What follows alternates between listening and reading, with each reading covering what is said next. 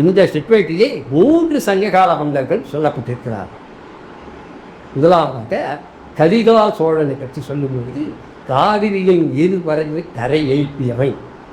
தொன்று தொட்டு நமக்கு இந்த காவிரி கல்லணை கட்டியதோடு இந்த அரசரை தொடர்புபடுத்துவது நாம் பார்க்கணும். இரண்டாவதாக கோச்செங்கனான் என்ற அரசனை பற்றி சொல்கிறார்கள்.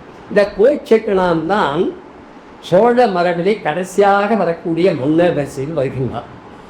இந்த கோச்செங்கனான் சிவனுக்கு 70க்கும் மேற்பட்ட கோயில்களை எழுப்பினார். அது மட்டுமல்ல, ஆலக்கோயில், மாடக்கோயில், கஜகிருஷ்ண கோயில் என்று பல்வேறு வகையான கோயில்களையும் இவன் எழுப்பியிருக்கின்றான். 63 நாயன்மார்களில் ஒருவராக இவன் கருதப்படுகின்றான்.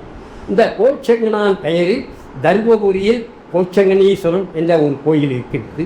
அவ்வாறே வேறு ஒரு ஊரிடம் இந்த பெயரில் இவனுடைய பெயரில் கோயில் இருக்கு. இந்த கோச்செங்கனானுடைய மரபை குறிப்பிடுகிறார். கடைசியாக கோக்கில்லி என்ற ஒரு அரசனையும் சொல்கின்றார். இது இந்த 3 பேர் மட்டும்தான் சங்ககால மன்னராக இந்த செப்பேட்டிலே சொல்லப்படுகிறார்.